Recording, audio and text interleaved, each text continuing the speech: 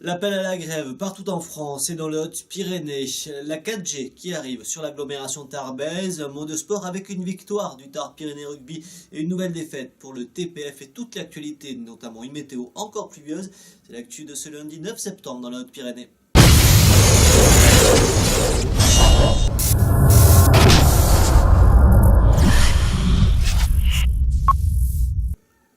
Et on débute ce journal avec l'appel à la grève de ce mardi 10 septembre. Partout en France, une manifestation contre le projet de réforme des retraites porté par le gouvernement. Cela à l'appel d'une partie des syndicats.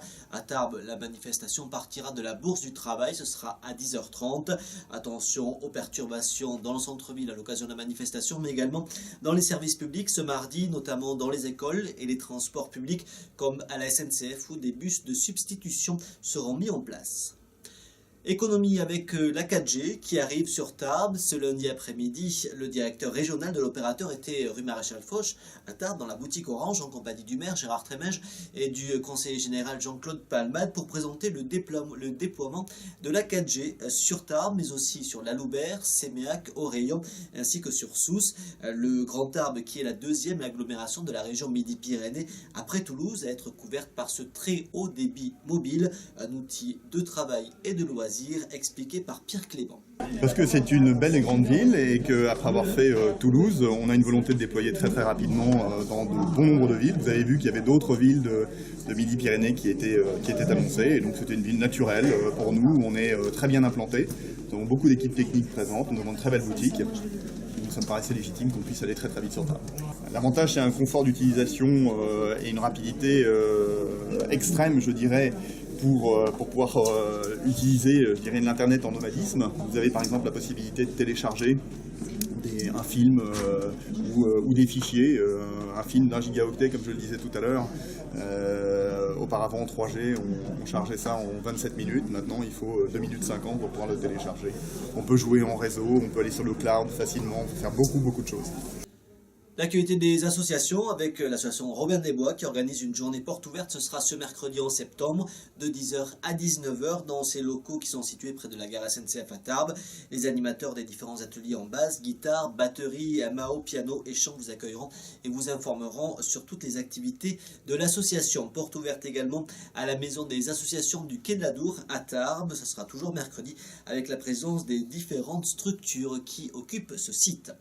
Les associations qui étaient à la fête durant tout le week-end avec le forum des assos à Lourdes, à Aureilhan et à Séméac, mais aussi au Vital Sport organisé par le magasin Décathlon de Tarbes, comme vous le voyez sur ces images. Même si la pluie a perturbé la manifestation, c'est en famille que les Bigourdans sont venus découvrir une belle sélection de sports proposés par les associations de l'agglomération tarbaise. Le sport qui a été marqué ce week-end par la belle victoire du Tarbes Pyrénées Rugby à la maison, c'était face à Carcassonne sur le score de 20-15. En fédéral 1, défaite pour Lourdes à Moléon, de Bagnères qui recevait Oloron, Lannemezan l'a emporté à Agetmo sur le score de 0-18. C'était la première journée de fédéral 1. En foot, une lourde défaite pour le TPF qui se déplaçait à Monaco sur le score de 5-1.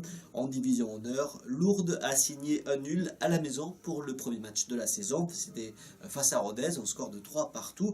Quelques heures avant la rencontre, nous rencontrions Benoît Hans pour parler de cette nouvelle saison. On a repris l'entraînement le 31 juillet.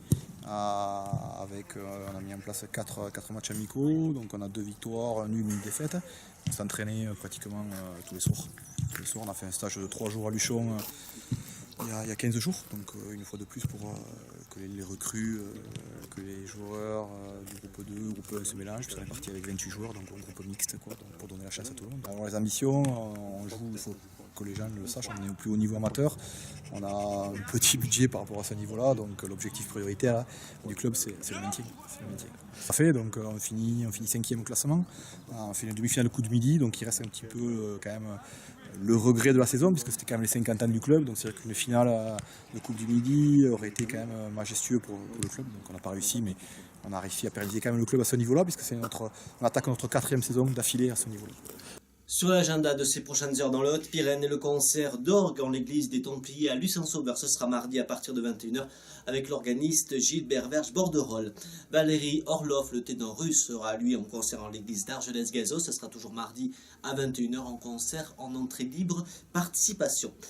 A noter également sur votre agenda mercredi pour sortir vos enfants au Haras National de Tarbes pour la traditionnelle visite guidée du mercredi, départ à 14h et à 15h avec les agents qui vous feront visiter le site du Haras, également découverte des artistes en résidence. Et puis rendez-vous également du mercredi à 15h au musée Massé à Tarbes, visite du musée des Beaux-Arts, du musée international des Hussards, avant une animation qui portera cette semaine sur le masque. C'est gratuit mais c'est sur réservation vu le succès. Tous vos rendez-vous à noter pour les prochains jours, c'est sur l'agenda de Pyrénées Info, pyrénéeinfo.fr, rubrique forcément l'agenda. Dans un instant, une météo bien pluvieuse et bien grise pour ces prochains jours, on verra ça dans un instant. Le temps pour moi de vous rappeler les réseaux sociaux pour nous suivre en continu, Twitter, @pyrénéeinfo, nos pages sur Facebook, Pyrénées Info, et puis nos pages locales également pour toute l'actualité de Tarbes, de Lourdes ou encore de Pau, et puis bien entendu nos sites pyrénéeinfo.fr tout au long de la journée. Passez une très belle journée. Justement tout de suite,